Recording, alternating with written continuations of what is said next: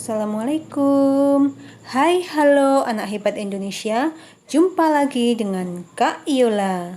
Untuk berlangganan video gratis, silahkan klik tombol subscribe dan nyalakan notifikasinya supaya kalian tidak ketinggalan dengan video berikutnya.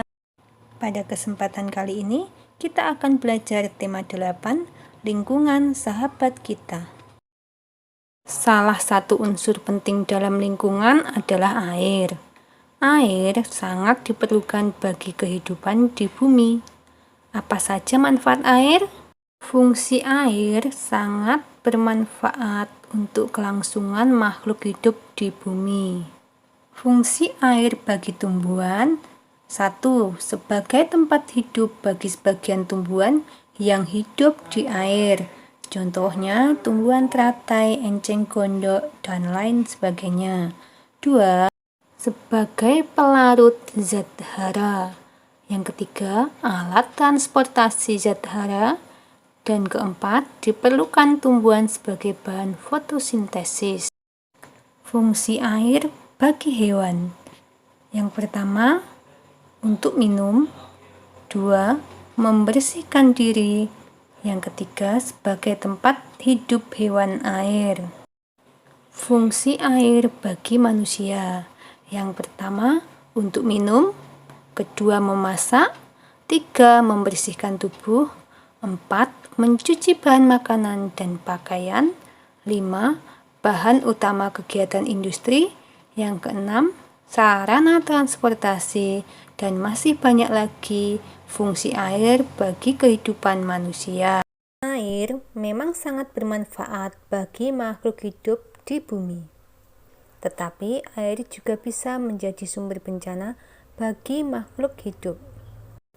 Contohnya banjir dan tanah longsor. Maka dari itu kita harus menjaga lingkungan dengan cara tidak membuang sampah ke sungai. Tahukah kalian mengapa air selalu tersedia di bumi? Ya, air selalu tersedia di bumi karena air mengalami siklus.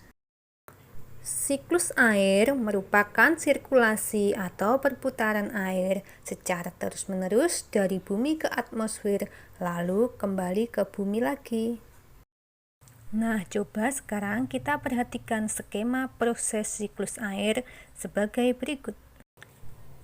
Energi panas matahari memanasi permukaan bumi dan terjadilah penguapan. Penguapan yang terjadi di laut disebut evaporasi, sedangkan penguapan yang terjadi pada tumbuhan atau makhluk hidup disebut transpirasi. Kemudian, uap air yang berada di udara mengalami kondensasi atau pengembunan menjadi titik-titik air dan berubah menjadi awan. Kemudian lama-kelamaan awan tidak lagi mampu menampung uap air yang semakin banyak dan akhirnya turunlah hujan. Siklus air dibagi menjadi 3, yaitu siklus pendek, siklus sedang, dan siklus panjang. Siklus pendek yaitu di mana air laut menguap dan menjadi awan, kemudian menjadi hujan di atas permukaan laut.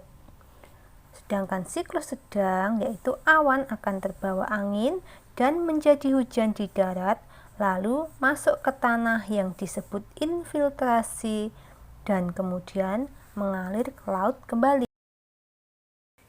Sedangkan siklus panjang terjadi ketika uap air membentuk kristal es dan terbawa ke pegunungan dan jatuh sebagai hujan salju dan membentuk gletser masuk ke sungai dan mengalir lagi ke laut. Begitulah siklus air terjadi secara berulang-ulang sehingga ketersediaan air selalu ada. Nah, itu tadi sedikit pembahasan materi tentang air. Sampai jumpa. Wassalamualaikum warahmatullahi wabarakatuh.